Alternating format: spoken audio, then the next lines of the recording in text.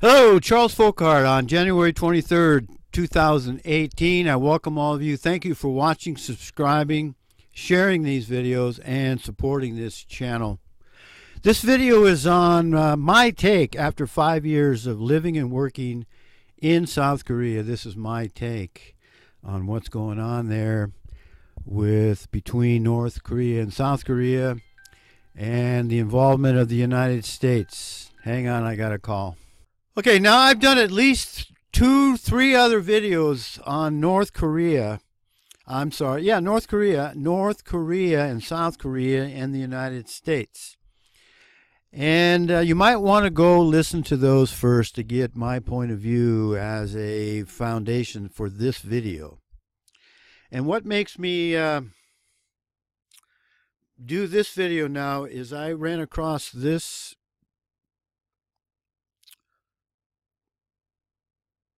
article, South Korea slips off the U.S. leash. Now, my other previous video, I mentioned that I lived in South Korea for 5 years, from 2006 to 2011. When I first got to South Korea, there was an election going on, and there was a new president elected, Kim Moon-bak, I believe. It's hard to remember that far back, and their names are all kind of the same.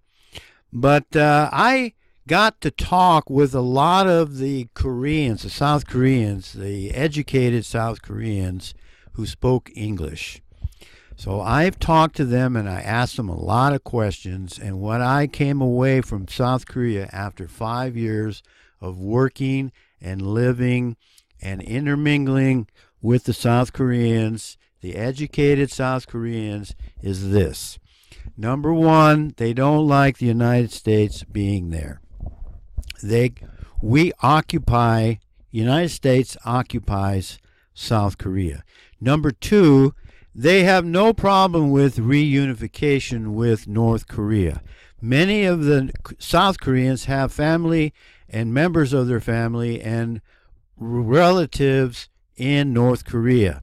Now, you got to understand that the Koreans are very family oriented, so this is a real sore spot with them. Number three is they don't like the United States, their troops being there. I think I mentioned this is number one, but they're related. There's a lot of friction there because of the interaction and the rapes of the South Korean women by mostly those who climbed out of the trees, if you get my drift. Okay, it's in the news quite a bit. And then they're being pretty much kept under the thumb because of the imports that they export to the United States. And very, very, very little imports from the United States go into South Korea. The one exception is HP, Hewlett Packard. And another one is probably Motorola. But the Koreans are taught to buy Korean. They don't buy Japanese. You don't see any Japanese cars in South Korea. You see very, very, very few American cars in South Korea. Okay? So there's that. The other point that I wanted to make, and I made them in the other videos, is that North Korea doesn't have the technology to create missiles systems and to develop nuclear weapons, if nuclear weapons even exist. I went over that in the other videos, and I learned that approach, that economic approach to a lot of these lies that were being told from Dr. Stuart Crane. And there's a link to Dr. Stuart Crane's teaching on my website, charlesfockaert.com. It's on the left side down in the bottom, and you can go there and listen to him. I would recommend. That's a teaching that I learned from. I learned more economics from Dr. Stuart Crane than I ever did when I went to college. And my degree is in economics. Okay, now, this, so So if North Korea actually has missiles and nuclear weapons or the bombs or however you want to put it, that we're being told or we're being led to believe they have, they didn't produce them themselves. So they either got it from China or Russia, or I think they got them, if they even have them, from the United States themselves, from the CIA, for example. The point is, the United States wants a threat, a perceived threat from north of Korea. That's why they use Kim Jong-un, pops up every once in a while. He does, and they show the picture of Kim Jong-un, the boogeyman, and he's getting well paid for what he's doing. It's all show, folks, and I believe, I'm almost sure, now I might be wrong, who knows, you know, you don't know, but I think the CIA or an element of the United States government is involved in this North Korea threat, or the perceived threat that they want you to believe exists. Okay, and so South Korea buys, and Japan, but more like South Korea, buys millions and millions of dollars of our weapons, United States weapons. So the United States, the weapons manufacturers have to continue that. They're making big bucks on that, and they don't want to lose that. So back to when I first got to South Korea, there were, and Kim Moon-bak, I believe it was, he was the CEO of Hyundai Engineering, which is one of the largest engineering firms in the world. They build huge projects, mostly in Western Asia, Turkestan, Uzbekistan, and even in the Arab countries. Huge. They build, I think they even build ships. So he gets in, and they cut off the idea of the North and South Korea reunifying. Well, now they got a new president who won out, and he's trying, his name is Moon Jae-in, making a bold move to assert Southern Korea's independence from the United States. And a United States official gave a speech here in early January that South Korea is attempting to go off the leash. All righty? See, the United States has 28,000 troops in South Korea that we know of, and another 40,000 troops in nearby Japan. Just across, I mean, I used to go on the ferry across to Japan. I've been to Japan several times. It's not that far. It's all right there. And so we got 68,000 troops that they admit to in North and South Korea, and all the military support. And this is where they send the people in the military to retire. They go there and they get a cushy little position, and they sit on their ass all day and they don't do anything. And so this is like the graveyard, or however you want to put it. So the United States doesn't want to lose that. And that's why they are continuing the boogeyman from North Korea. And so now the UN is the one actually in charge of this truce. The United States was sent to North Korea under the UN control, but the United States has the main, how do they put it, the lead authority. And you would think that after 68 years that the UN would be able to resolve peace and get these two countries back together. It's like the South and the North here in the United States. 68 years later, they're still in a truce, and it could be war at any time. And that's what Trump wants. So I'm just going to read the highlights here. Leo Chong-soon, a Korean-American historian, he says that the South Koreans have been on the leash of the United States government for over 60 years. And the U.S. government is doing its utmost to frighten Americans about the supposed capability of North Korea to hit U.S. cities with its nuclear-tipped missiles. I'm suggesting that it's all fake. It's fake news, folks. And Trump, who's opposed to fake news, he pushes this more than anybody, folks. He's Mr. Fake News himself. And South Korea has invited North Korea to come into South Korea and participate in the Winter Olympics, which happens next month. Now, the United States didn't like that. Now, for the South Koreans who believe that the North Koreans actually have a nuclear program, they understand that it's because, and I don't think they do, but if they do, it's because they're afraid the North Koreans are trying to prevent what happened to these other countries, Iraq and Libya, happening to them.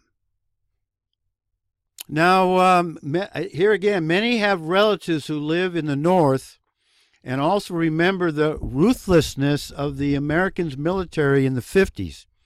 Many Koreans also still recall that the U.S. military oversaw the killing of some 100,000 Korean leftists and nationalists in the South after the war during the U.S. occupation, and that Washington U.S. generals in Korea okayed the slaughter of hundreds of students during an uprising in the South city of Chongju in 1980.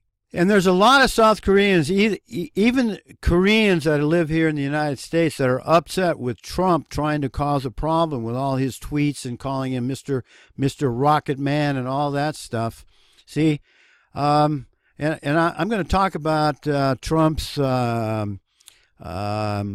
his house cleaning here in a moment, but it's all fake, folks, as far as I can tell so far. All right, so far. And the North Atlantic Treaty Organization, or NATO, called a meeting in Vancouver, and they had a group of all the people that are involved in South Korea, North Korea, except they did not invite China or Russia, which is, I mean, China and Russia are right there, so why they would exclude them? And China was involved in the North Korean War. In fact, the UN authorized war controlled by the United States was actually at a war with China more than they were with North Korea. Now, Russia, in my view, Russia and China are not going to allow the United States to take control of North Korea. They're just not going to let that happen. And so there's a problem there in North Korea, and it's the United States is causing the problem. And the South Koreans are trying to get off of the leash, as they put it, of the American occupation of their country. This is the longest standing loss of a national sovereignty probably in history. These people, the South Koreans, have been controlled by the United States occupying forces in our government. I mentioned this before. You can place the entire country of South Korea in the state of Montana 4 times. 4 South Koreas will fit in the state of Montana. That's how small South Korea is. And the United States, as far as economic and military power and geographical size, we dwarf both South Korea and Japan. And that's not the case with China and Russia, folks. So there's no way that the United States is going to be able to have their way in what's going on in North and South Korea. So they're going to have to realize that their power is waning, and Russia and China are doing everything they possibly can to prevent and to stop the Federal Reserve note, the reserve currency, continuing to have its power. And that's why the United States is able to do what they're doing all over the world with their military, and this war and that war and this bombing and that bomb. And that's coming to an end, folks. So, but these people, the people who control the United States, and Trump is in on this, folks. I don't know why a lot of you people are all gung-ho and sold on that Trump's, doing and QAnon and Anon and or all that stuff, folks. He's doing with one hand what you want him to do because he has to. He's got to win a few games, and then on the other hand, it's what's the word? It's practice as usual. It's they're doing what they've always done. And he's sending more troops to Afghanistan. He's not decreasing the military budget is $700 billion. He's still he still wants a war there in South Korea. And I think what I think is probably going to happen when you think about it, I think the rogue elements in North Korea, which is actually probably controlled by the CIA operatives, they got black funds from business as usual. That's it, business as usual. It's business as usual. The CIA has all this drug money coming out of Afghanistan. Simple thing to go into North Korea and this is in George Orwell's book. They had false flag ops when this book was written. They knew about false flag ops, the war between East Asia and Eurasia. What's to prevent the United States from lobbing a bomb, lobbing a missile into a city there in South Korea, cause the destruction of an entire city, small city perhaps, or a part of Seoul or Gimhae or wherever, pick a place, kill untold number of people, and then blame it on North Korea. And who's going to say otherwise? Okay, folks, they do it. That's their MO. They've done it over and over and over again. I think that's a very high potential because the United States needs another big war, and the American people are so stupid. God, I can't say this with enough feeling. The American people are some of the stupidest people on the planet. Turn off your GDTV, your Talmud Vision, and get your head out of your posterior, would you? You make me sick. Thank you for watching. Thank you for supporting this channel. Thank you for subscribing and sharing these videos. And may the grace of God, our Father Yahweh, the creator of the heaven and the level plain earth, the father of the Anglo-Saxon, Scandinavian, Germanic, and Celtic peoples. And don't forget, Monica Schaefer is in the Gulag in Germany as we sit here and enjoy our freedom. May his grace be upon us all, for we most certainly need it. See ya.